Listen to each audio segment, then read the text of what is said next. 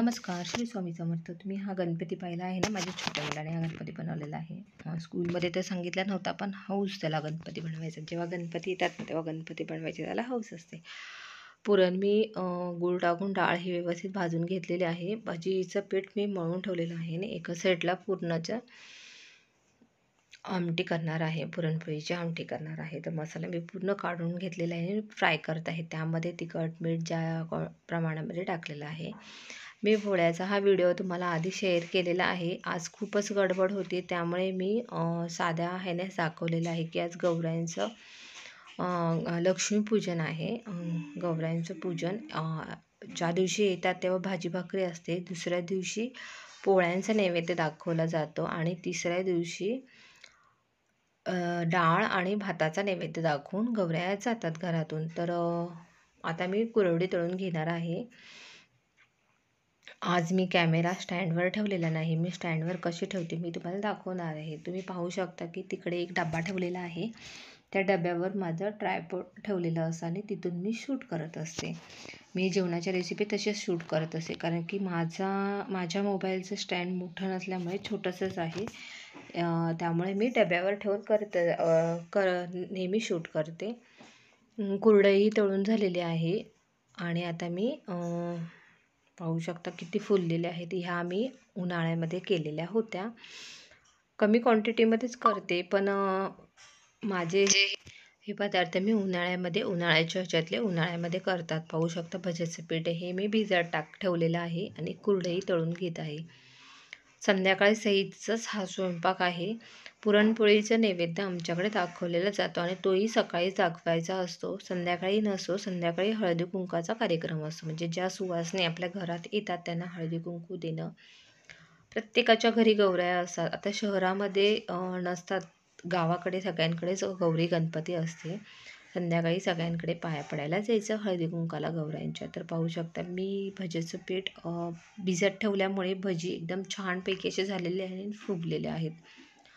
हाताने पण मी टाकते, पण चमच्याने टाकलं की हात खराब होत नाही. फुगतातही तशाच छानपैकी होतात, कारण की मी हाताने टाकलं की ते हात खराब झालेले आवडत नाही. लगेच धुवून घेतं आणि परत ते पुसायचं, परत त्यातच माझा वेळ जातो.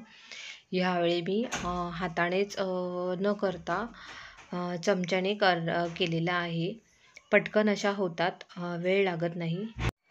आज कॅमेरा मी स्टँडला लावलेला नव्हता, हातातच मुलाने शूट केलेला आहे. मी पहिल्यांदाच मुलांना असं सांगितलेलं की शूट करा, कारण की पुरणपोळीचा नैवेद्य हा दाखवणं होतं आणि ते कॅमेरा शूट करायचं म्हटलं ना, तो बंद करा चालू करा माझा त्यातच जातो. नेहमी मी तशीच करते, पण आजच्या दिवशी मी मुलाला शूट करायला सांगितलेलं, पण छान प्रकारे त्याने शूट केलं.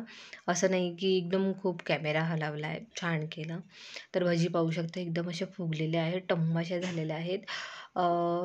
जेव्हा आपण कांदे भजी करतो तेव्हा पीठ हे भिजत ठेवायचं, त्यामुळे भजी हे चांगले फ्लफी असे फुगलेले असतात. पाहू शकता एकदम जास्त घट्टही नाही आहे आणि पातळही नाही आहे. पाहू शकता कसं एकदम छान फुगलेले आहे. आमटीही तिथे उकळत आहे आणि ही गुळ आणि पाणी असं गुळवणी तो प्रकार आहे. आमच्याकडे पोळीबरोबर हा प्रकार करतात आणि त्यामध्ये दूध वतून तूप टाकून पोळ्यासोबत खातात. दुसरी बॅच भजी तळायची चालू आहे.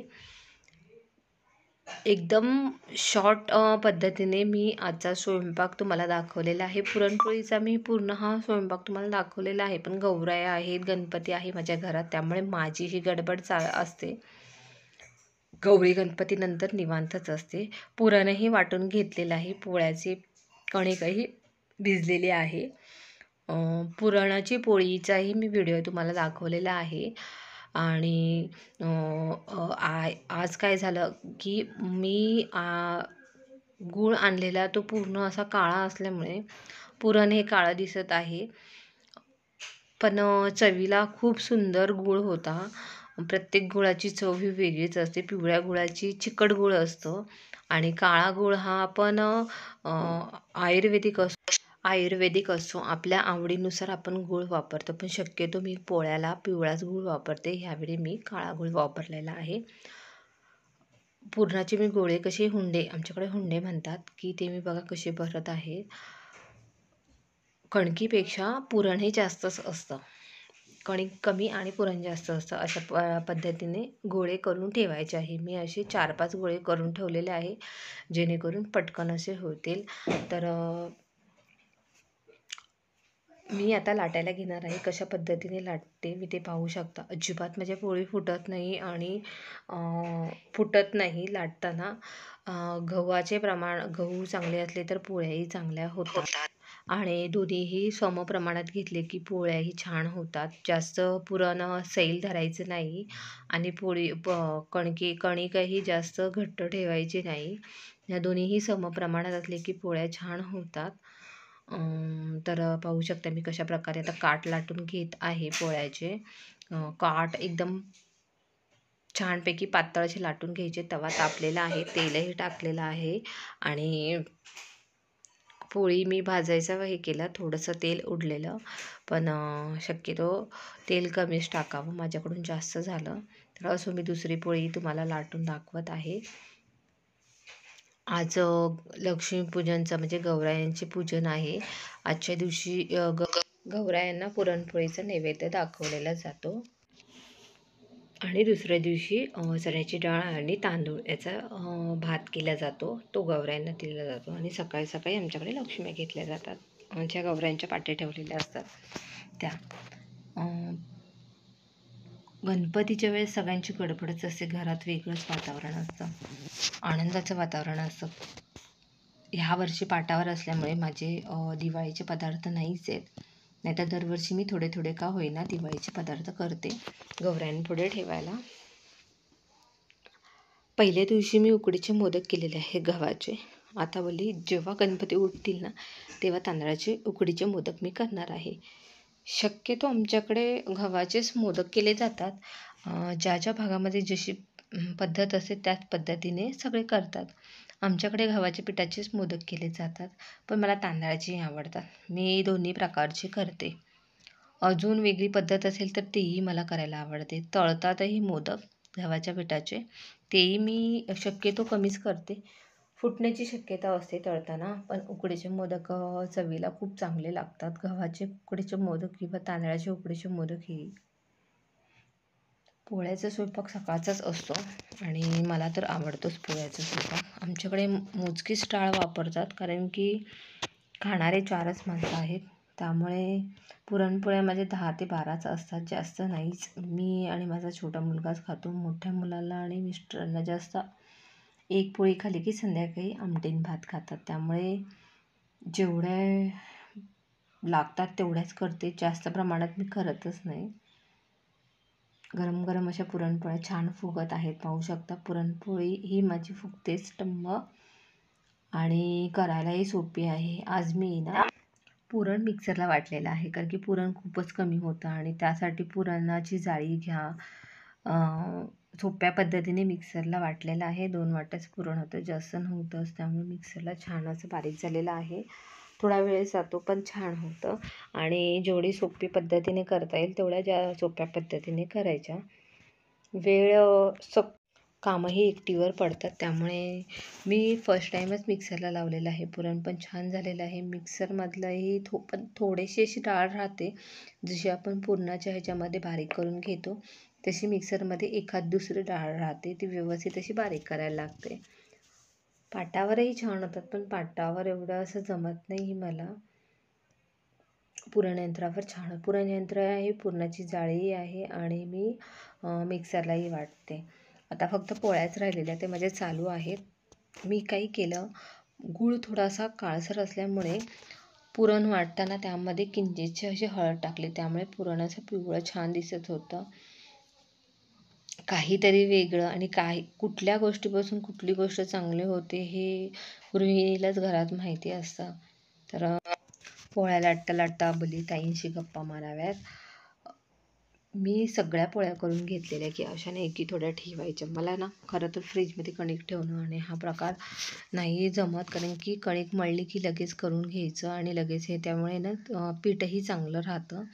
आणि फ्रीजमध्ये कणिक ठेवली की ते थोडंसं पिठामध्ये फ्रीजमध्ये असल्यामुळे नाही चांगलं होत आणि काळी कणिक पडते. त्यामुळे मी शक्यतो फ्रीजमधल्या वस्तू खाण्याच्या टाळते आणि ठेवायच्याही टाळते. जेवढे आपण बाहेर ठेवू तेवढे छान होतात. पाहू शकता माझ्या पुरणाच्या पोळ्या एवढ्या सुंदर झालेल्या आहेत ना, तोंडात टाकली की विरघळत होते. पुरणाची आमटी पाहू शकता, भजी, पूर्ण स्वयंपाक झालेला आहे. आता मी ना देवाला ताट घेतले आहे. गौरायांना पाहू शकता, गौरायांना ताट केलं आहे. गुळवणीमध्ये दूध टाकायचं आणि त्याच्यावर तूप टाकायचं, पोळ्यांवरही तूप टाकायचं आणि मी गौरायांना 12च्या आत नैवेद्य दाखवलेले आहेत. आमच्या इथे गौराया घरात आल्या ना तर त्यांची वटीही भरून ठेवली जाते आणि जातात तेव्हाही वटी भरायची असते. तर पाहू शकता माझा गणपतीची मी आरास ही साध्या पद्धतीनेच करते, कारण की सुरुवातीलाच खूप छान वाटतं की ही आरास करावी ती आरास करावी, पण काढताना खूप भारी पडतं.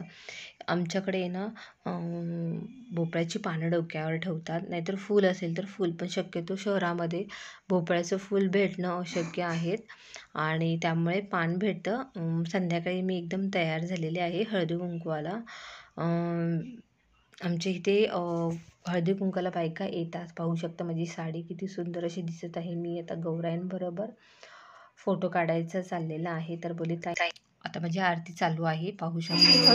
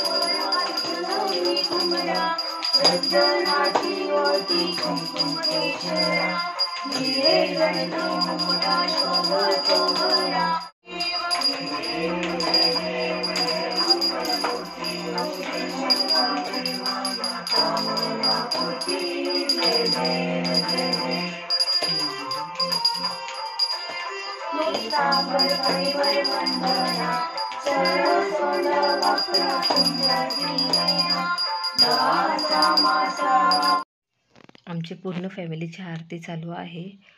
व्हिडिओला लाईक करा, शेअर करा, सबस्क्राईब करा आणि कमेंटसुद्धा करा. व्हिडिओ इथेच थांबवते. चला तर, श्री स्वामी समर्थ.